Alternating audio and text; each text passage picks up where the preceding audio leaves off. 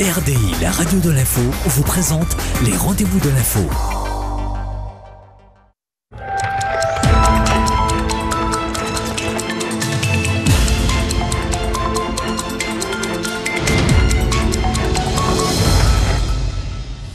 Bonsoir à tous, bienvenue dans le rendez-vous de l'info. Ce soir, 3 sportifs de haut niveau pour parler notamment d'un stage en e-sport et formation ici même en Guyane.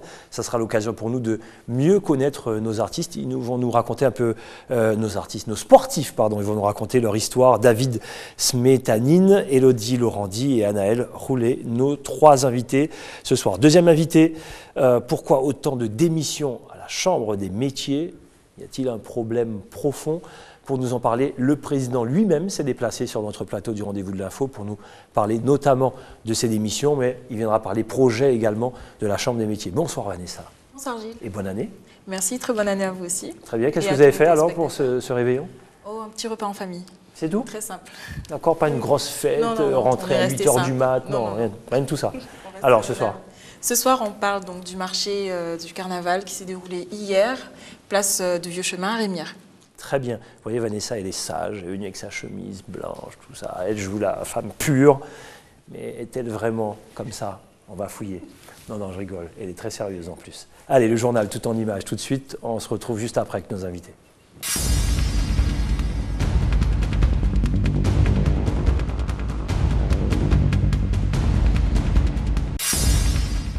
Déjà riche en rebondissements, le conflit qui oppose depuis de nombreuses années les adhérents de l'association foncière La Terre pour nous toutes et son ancienne présidente Evelyne Criton connaît un nouvel épisode judiciaire.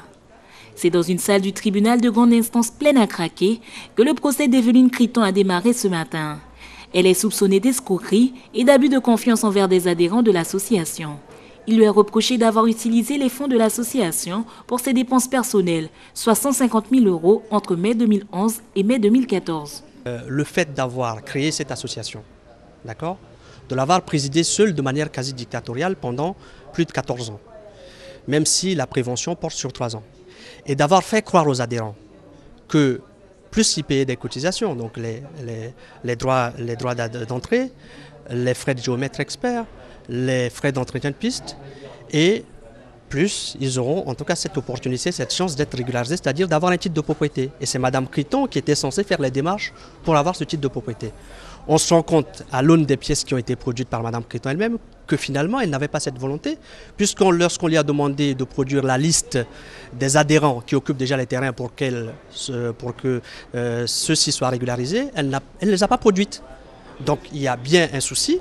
Et nous pensons effectivement que Mme Criton a entretenu savamment cette situation pour pouvoir encaisser les cotisations et s'en servir. À l'issue des plaidoiries, le ministère public requiert 2 ans d'emprisonnement ferme avec un mandat de dépôt. Une demande très sévère selon la défense. Je pense que ce dossier ne permet pas une telle sévérité, où il y a tout un non-dit, il y a des choses que j'aimerais comprendre. Connaissant le dossier tel que je le connais, je suis surpris de ce comportement et quelque part, je pèse mes mots, je peux parler d'acharnement parce que jusqu'ici, chaque fois, j'ai pu tirer Mme Criton de dossiers qui étaient de mon point de vue mal engagés. Et c'est pour ça que je me suis permis de parler de l'abus de confiance parce que tout le monde semblait dire il y a abus de confiance. Peut-être qu'il y aurait eu abus de confiance, je saurais, c'est stupide. Mais moi, intellectuellement, il me semblait que l'abus de confiance tenait plus la route. La défense a refuté le caractère d'escroquerie et rappelé que Mme Criton avait déjà été jugée pour abus de confiance. La partie civile réclame notamment 1 500 € pour dommages et intérêts à chaque partie civile, sachant qu'ils sont 83. Donc cette sanction, alors après c'est le tribunal qui décidera, mais les réquisitions, on va dire, bien sûr pour les parties civiles ce n'est jamais suffisant, ce n'est jamais satisfaisant, mais le plus important c'est qu'il y ait un procès et qu'il y ait une réponse pénale. Lors de sa dernière déclaration, l'accusé dit regretter le combat mené au sein de l'association. Le tribunal rendra sa décision le 24 février prochain. Dans le mois de décembre 2014, la conjoncture internationale conduit à la poursuite de la tendance baissière des prix des produits pétroliers entamée depuis plusieurs mois. Les marchés ont enregistré une forte diminution du cours des matières premières des produits pétroliers, aboutissant alors à de nouvelles baisses significatives pour le consommateur. À partir de janvier 2015, la 3e génération des certificats d'économie est mise en œuvre pour une période de 3 ans. Un ensemble d'éléments qui conduit à une réévaluation des prix en ce début d'année. Le super samplon passe donc de 1,62 € le litre à 1,53 €, soit une baisse de 9 centimes par rapport à décembre. Pour le gazole, il passe de 1,45 le litre à 1,42 €, soit une baisse de 4 centimes. Le prix maximum de la bouteille de gaz de pétrole de 12,5 kg est fixé à 20,23 € de Saint-Georges-de l'Oyapock à Saint-Laurent-du-Maroni, ou de 21,65 €, soit une baisse de 1,42 €. Une bonne nouvelle pour les automobilistes qui commencent l'année en dépensant moins. Enseignants, parents d'élèves et officiels étaient réunis ce matin au collège Antoine-Sylvère-Félix. L'occasion de faire le point sur l'émanation d'odeurs suspectes qui ont eu lieu durant le mois de décembre au sein des établissements scolaires de Macouria. Après plusieurs analyses effectuées, aucun gaz n'a été révélé. Aucun produit, aucune substance n'a pu être trouvée à l'origine des symptômes ressentis. Et donc les deux ou trois hypothèses qui peuvent expliquer la survenue de ces symptômes, effectivement, c'est la proximité de la station d'épuration qui peut avoir de temps en temps un rejet d'hydrogène sulfuré qui est très odorant et qui peut incommoder et provoquer des symptômes. Des travaux publics avec ce jour-là des vents dominants qui ont amené des odeurs de bitume aussi vers le collège plus particulièrement. On a aussi vérifié les produits d'entretien, même s'il y a des petites mesures correctives mises en place, ce ne sont pas eux qui ont pu être mis en cause dans la survenue des troubles. Des mesures conservatoires ont été prises pour limiter la gêne occasionnée. Un médecin du rectorat sera présent au collège si d'autres émanations devaient se produire. Pour autant, tout le monde n'est pas rassuré.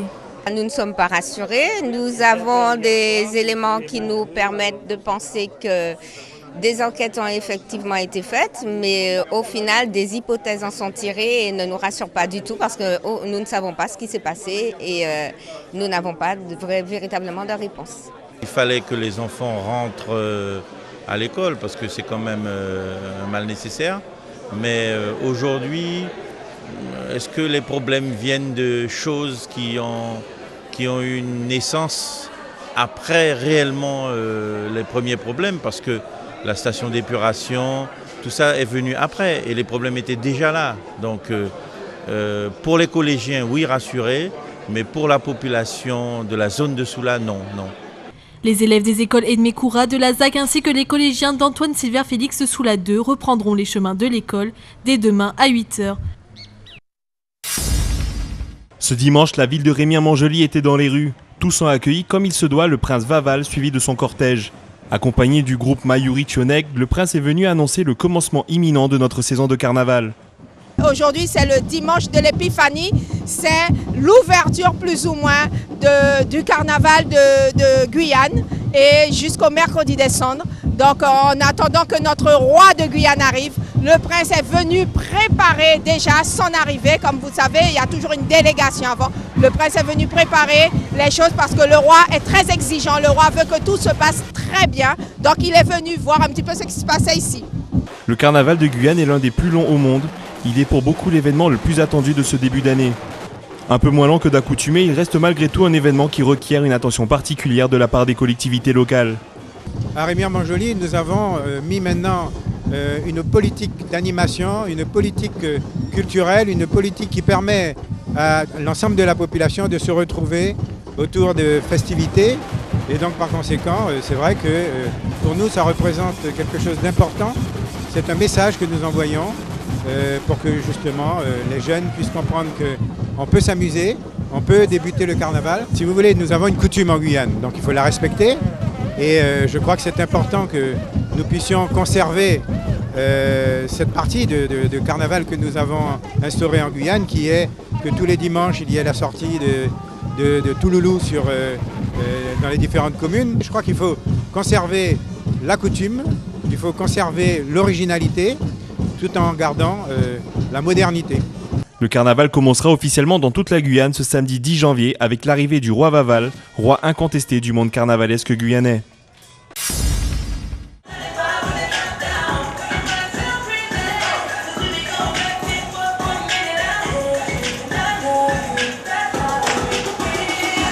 Danseur, chorégraphe, professeur de danse, Sylvain Auprat connaît depuis quelques années une success story à l'américaine.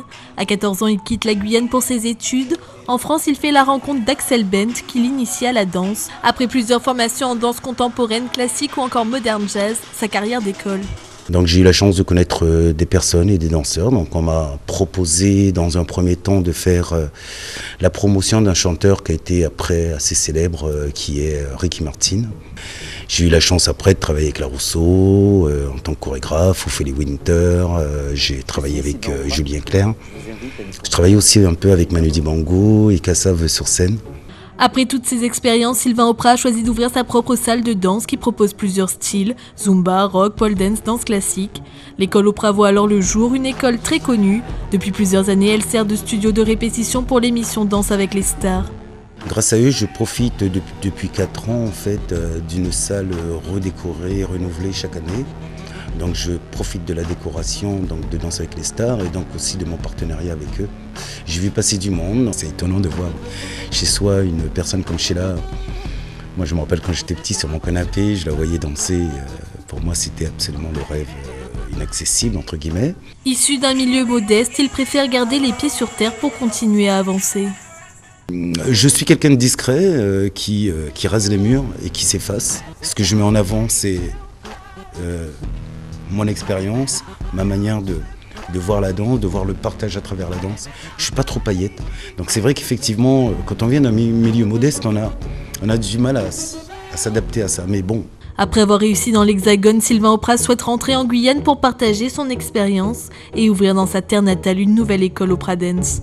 Je suis Sylvain Auprat. Je vous invite à découvrir l'univers d'Auprat Dance.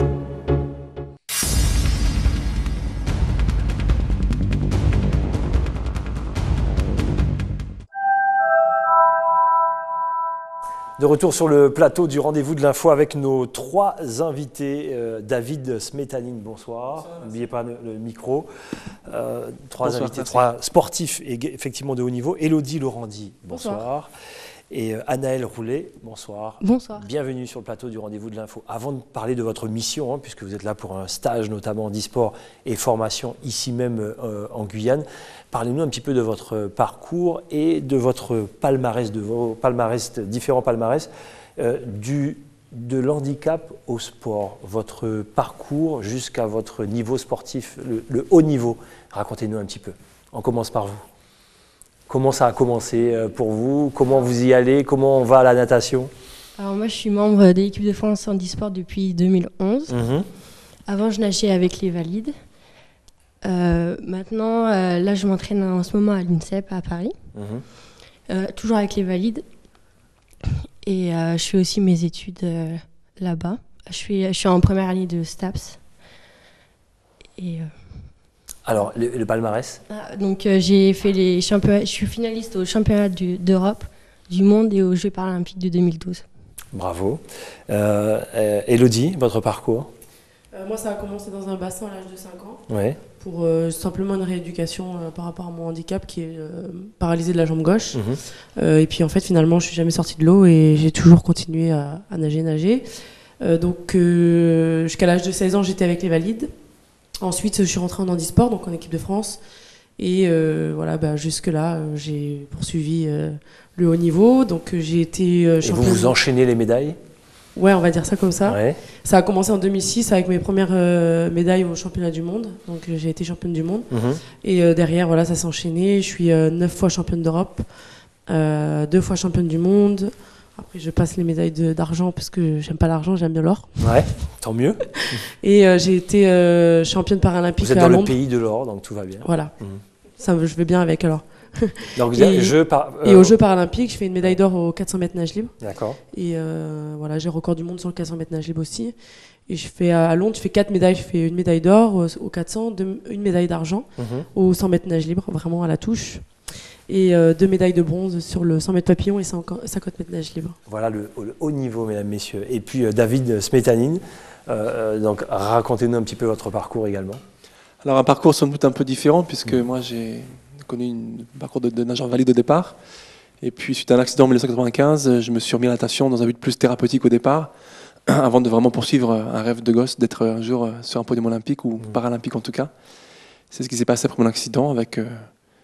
entraînement, prise de conscience des possibilités qu'on pouvait avoir et puis beaucoup de travail pour aller à mes premiers Jeux en 2004 à Athènes, décrocher le dernier jour une médaille de bronze qui m'a donné beaucoup de confiance. 2008, deuxième jeu, avec une première médaille d'or, celle de l'équipe de France sur le 100 mètres nage libre. Une médaille d'argent sur le 200 libre, une médaille d'argent le lendemain encore sur le 50 dos et finir en beauté sur une nouvelle médaille d'or sur le 50 mètres nage libre, assortie de 2 records d'Europe. Voilà, donc ça a été un petit peu le jeu de l'apothéose pour moi. Et puis mes troisièmes jeux en compagnie de mes chers camarades, Naël et Elodie. Mes troisièmes jeux à Londres en 2012 avec 3 médailles. Malheureusement, le titre 100 mètres m'échappe de peu, mais voilà. Très bien, voilà donc nos sportifs de haut niveau sur le plateau du rendez-vous de l'info. Vanessa? Oui, une question à la Benjamin, mais aussi aux autres. Est-ce que vous vous considérez aujourd'hui comme un modèle de réussite sportive et sociale? Oui, un peu, même si bon, j'ai pas encore de médaille. Mais je pense qu'à mon âge, c'est bien ce que j'ai fait déjà. Et vous? Je pense que ouais, on a un exemple surtout pour peut-être les enfants aussi qui sont touchés par le handicap ou même les adultes qui se disent aujourd'hui voilà, ma vie elle est faite, elle est tracée. Non, pas du tout. Peut y avoir d'autres chemins et je pense que on est un peu l'exemple et l'image voilà de ça, leur dire non, c'est pas fini, vous pouvez faire ce que vous aimez et puis voilà, nous on vit de notre passion, on aime ça. Tous les matins, voilà, on se lève, on va à l'entraînement et je pense que c'est bien de leur donner cette image-là et justement on en va en venir. C'est pour ça qu'on est ici aussi, quoi. Alors, lorsqu'on voit votre parcours et puis le palmarès également, extraordinaire palmarès, est-ce que la France fait partie des pays ultra développés dans l'handisport? Oui, il y a une question de fond qui se soulève en ce moment sur la place de la France et du sport au sein de la France. Elle n'a malheureusement, je ne trouve, pas une place de choix, contrairement aux pays saxons et notamment l'Angleterre. Raison sans doute pour laquelle l'Angleterre a su amener un modèle sportif très fort et gagner les Jeux en 2012, face à Paris, je le rappelle. Exact. Mais nous avons une revanche à prendre peut-être en 2024 avec un modèle différent, en pensant aux enfants, à l'héritage sportif que l'on peut laisser. La France a fait de gros progrès en matière sociale sur l'intégration du handicap, mais pas encore sur le sport. On avance petit à petit. Je me permets simplement de rappeler qu'on essaye de façonner un modèle avec peu de choses. Et qu'il faudrait peut-être que le gouvernement ou les gouvernements en général se préoccupent aussi de ces financements-là pour pouvoir permettre aux athlètes olympiques et paralympiques d'avoir un peu plus de moyens financiers pour réussir à être un peu mieux classés. Mais on n'a pas à rougir de notre place aujourd'hui. La France se classe 9e des nations sur le plan paralympique et 5e, il me semble, à Sochi aux Jeux d'hiver. Donc c'est un très très très bon résultat avec une petite délégation par rapport aux Américains, Chinois, etc. Voilà. Vanessa. Alors on parle de la France, mais je ne sais pas si vous avez déjà visité un petit peu la Guyane. Que pensez-vous des équipements ici? Pour avoir fait un premier saut chez vous avec beaucoup de plaisir en 2011, je suis extrêmement ou agréablement surpris de l'évolution en termes d'équipements sportifs, notamment dans notre domaine, la natation, puisque entre 2011 et 2014, on a 3 bassins qui sont sortis de terre, des bassins inox qui sont très très bien, et puis un qui arrive, que j'ai connu, le bassin du Mégaporius, Georges Baduel, voilà, et qui devrait être un bassin de 50 mètres et 10 lignes d'eau, donc aux normes olympiques. C'est quelque chose qui n'est pas courant, même en métropole. Donc, je pense que c'est une des vraies réalités et d'un progrès incontestable de cette du département. D'accord. Voilà. Stage handisport et formation, ici même en Guyane. Qu'est-ce que vous avez fait exactement? Public visé, c'était qui? Donc, en fait, on a été accueillis par notre petite patronne, Ludiana William, qui fait partie du Méga Aquarius. Donc voilà, c'était, je pense, sensibiliser les enfants au handicap, même les adultes. On a partagé des moments avec les enfants qui ont un certain handicap, donc toute pathologie. David d'ailleurs a nagé avec un petit jeune qui vient d'ici, qui nage en métropole. Il est au Krebs de Vichy. D'accord. Il est au Pôle Espoir, Jean-Rouen. Voilà, donc ça a été un partage très sympathique. Une visite aussi très sympathique puisqu'on est allé nager aussi à Mana, donc qui nous a permis aussi de voir les autres équipements puisque moi pour ma part je ne connaissais pas du tout puisque j'étais jamais venue. Pour David c'était encore une découverte, Anaël aussi pas du tout. Et voilà, donc un échange sur ça. La formation ça sera après pour certaines personnes. Pour nous on a fait notre job dans l'eau, donc on va laisser la place aux entraîneurs. Et puis voilà, je pense que si tu veux rajouter quelque chose. Formateurs, notre directeur CQHB. Oui, certificat de qualification aptitude dans handisport qui va être dispensé par Jean-Michel Westelin, le directeur sportif et technique de la natation handisport qui est arrivé tout à l'heure et qui va venir pour un module d'une semaine boucler la boucle. Vraiment, la formation est un point important pour les éducateurs sportifs, pour les formateurs, les entraîneurs et permettre de pouvoir développer ou d'encourager le développement, la pratique sportive. Voilà. Allez, le temps est presque fini. Il est déjà fini, mais Vanessa a une dernière question. Comment on arrive à concilier vos 2 vies, la partie sportive, vous êtes champion, et puis votre vie normale. Oui. C'est un aménagement de l'emploi du temps en général, tout simplement, avec des séquences d'entraînement. Autant pour Anaël, Elodie, que pour moi, très tôt le matin. À peu près 6h, 7h le matin, jusqu'à 8h ou 9h. On nage 2 fois par jour, ou quasiment tous. Donc un temps qui nous permet de pouvoir travailler dès le matin tôt, d'aller travailler ou faire ses études. Anaël pourra peut-être en parler un petit peu, être en classe ensuite, ou travailler, puisque c'est aussi mon cas. Et puis une deuxième séquence dans l'après-midi, avec un détachement. Voilà, donc c'est vraiment un agencement ou un planning à bien organiser. Anaël, bientôt les prochaines médailles, c'est pour quand? J'espère Rio. Rio, d'accord. Ouais, championnat du monde. D'accord, championnat du monde d'abord, Rio ensuite, donc nos voisins brésiliens, on y sera bien sûr. Merci en tout cas d'être passé. Merci à vous, merci pour l'accueil. Merci d'être passé sur le plateau du rendez-vous de l'info. Allez, dans quelques instants, notre deuxième invité viendra nous expliquer tout ce qui se passe à la Chambre des métiers. Mais en attendant, voici la chronique de Vanessa.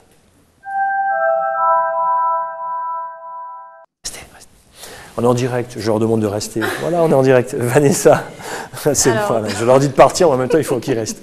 Vanessa, c'était l'ouverture du carnaval et c'est l'arrivée du prince. Pas encore de Vaval, mais le prince d'abord, c'est ça? Donc, si vous n'y étiez pas, je vous propose donc de revivre l'ambiance du marché aux puces Vaval, donc très exactement, qui a eu lieu hier au marché du Vieux Chemin à Montjoly, de 11h à 19h. Donc un marché ponctué par l'arrivée du prince Armir, qui était avec son cortège, Mayuri Tchoneg. Regardez. On y va.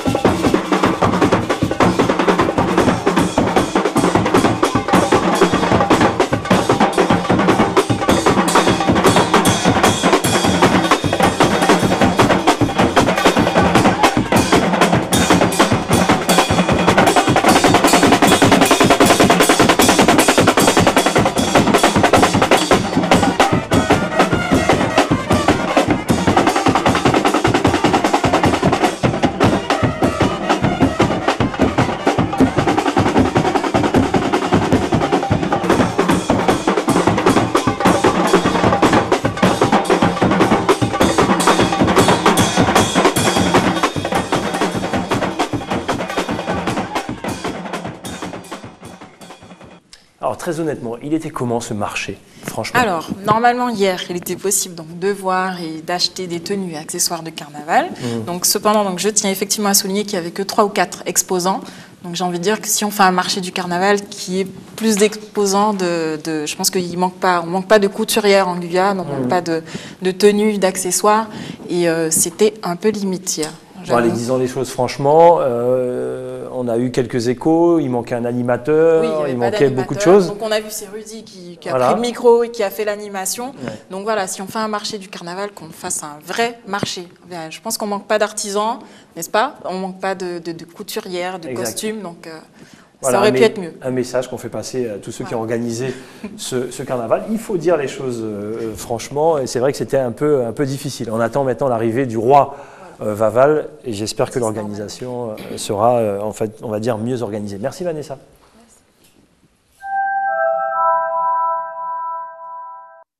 Allez, notre deuxième invité, Harry Cantou, bonsoir. Bonsoir. Président de la Chambre des métiers. Harry Cantou, bien sûr que la Chambre des métiers, on va en parler d'ailleurs, propose et organise beaucoup de choses, et pourtant, démissions cascades, encore dernièrement 2 démissions. Qu'est-ce qui se passe à la Chambre des métiers? Pourquoi autant de démissions, Harry Cantou? Écoutez, je me pose la question. Si vous me la posez, je pense que la réponse n'est pas compliquée. Au vu des résultats que nous obtenons au niveau de la Chambre, soit il y a trop de travail, ou peut-être que l'équipe qui est en place demande de rigueur, ça peut être une des raisons. Ça peut être une des raisons. Alors du coup, ça me permet de poser la question. On a l'impression que ça pourrait être opaque, en tout cas peut-être que ça l'était avant. Vous essayez d'éclaircir tout ça. Comment ça fonctionne, la Chambre des métiers, et quelle est sa mission exacte? Alors, comment ça fonctionne? C'est comme toutes les chambres consulaires, dont la mission est de faire en sorte, pour nous les artisans, tous les métiers qui ressortent de l'artisanat sont répertoriés chez nous. Et la Chambre des métiers est chargée justement de mettre en place tous les moyens afin que les artisans s'épanouissent dans leur métier, dans leur travail. D'accord. À cela, on doit ajouter qu'on a un centre de formation des apprentis aussi, avec lequel on travaille, qui fait partie de la Chambre des métiers. On travaille avec pour former des jeunes qui demain seront les artisans. Alors je sais que Vanessa a une question, j'en ai encore une juste avant. Est-ce que les membres qui font partie du bureau, des commissions de cette Chambre des métiers, est-ce qu'ils sont payés? On va essayer de quand même en savoir un peu plus. Est-ce qu'il y a une rémunération? Comment ça se passe? Non, c'est du bénévolat. Voilà, oui. c'était ça la question. Il n'y a que le président qui a une indemnité juste pour qu'il paye à boire pour les confrères. Donc là, les gens, ils le savent quand ils viennent à la Chambre des métiers, sûr, quand ils sont élus. Ils le savent. Donc on essaye de savoir pourquoi autant de démissions malgré tout. Non, je pense qu'aujourd'hui, le bénévolat, il a plus raison comme c'était il n'y a pas si longtemps.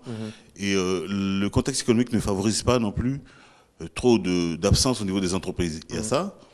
Et très souvent, on fait des réunions le soir en plus. Donc vous voyez, il y a tout un ensemble d'éléments. Puis il y a aussi le fait que les gens sont au départ intéressés, puis après, ils ne trouvent pas leur compte. Tout simplement. Oui, c'est possible. C'est la réponse que vous donnez sur ces démissions? Une des réponses, non. Il y a eu, à mon avis, trois niveaux. Premier niveau, les premiers arrivants, ils ont été élus, et puis peut-être ils se sont rendus compte très vite que c'était pas... Qu'il y avait plus du boulot que d'avantages. Voilà, donc ils sont repartis tout de suite. Deuxième tranche, si on dit ça comme ça, c'est que deux, qui ont démissionné parce que peut-être ils n'ont pas trouvé non plus matière à s'épanouir. En plus, c'était ceux qui venaient en retard qui partaient avant la fin des réunions. D'accord, très bien. Donc quand le président que je suis n'aime pas trop ça et que je l'ai fait remarquer, ça ne plaît pas. Et le troisième, je pense que comme nous sommes dans la dernière année de mandature, peut-être que l'approche des prochaines élections peut aiguiser les appétits. Je pense que ça fait partie de la troisième catégorie. Très bien. Voilà, donc il peut y avoir des putschs ou des choses comme ça. Ça existe? Non. D'accord, pas jusque-là. Je ne suis pas général. Très bien. Vanessa. Bon, alors ce n'est pas contre vous, je préviens déjà. Mais est-ce que c'est pas dû à la direction, à la mauvaise ambiance, au cadre? Ça peut être ça aussi, parce que vous dites que c'est à cause parce qu'il y a trop de travail, parce qu'il y a les élections. Mais est-ce que niveau direction, il n'y a pas un souci? Je pense qu'il faudrait leur demander, parce que généralement, ils ne sont pas très explicites. Des fois, c'est juste un petit courrier comme, sans explication, pour des raisons personnelles. Donc, je pense que c'est mieux de leur demander. Alors, comment vous prenez ces démissions-là? Et deux, comment vous faites pour travailler sans... parce que ce sont des gens qui partent, donc ça veut dire ce sont des gens qui avaient des commissions, qui étaient à la tête de certaines commissions. Comment vous faites Ils sont remplacés? Oui, tout à fait. Parce qu'une commission, il n'y a jamais qu'une seule personne. Donc, la suite... Et là, je tiens à souligner une chose, c'est que je n'ai pas de directrice du centre de formation, je n'ai pas de secrétaire général. Vous faites comment? Et ça marche.